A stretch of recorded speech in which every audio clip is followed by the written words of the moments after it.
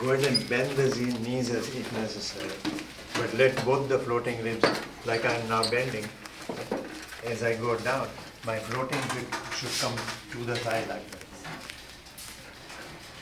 Go ahead and bend the knees for now. Slowly you will learn how to stretch the knees, and yet the floating ribs have a sense of touching the thighs.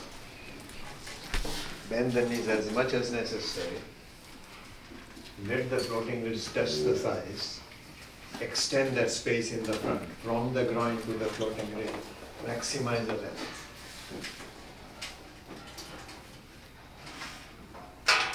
And those who can, if you can, stretch your legs.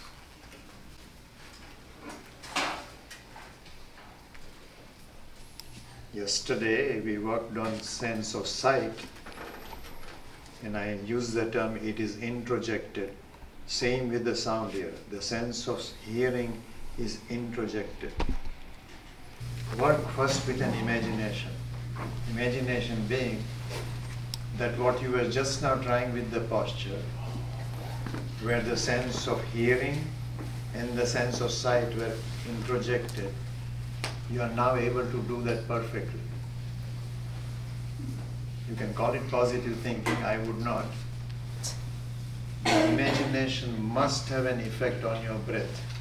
Nothing wrong with imagination, provided it has a direct effect on your breath and hence on your heart.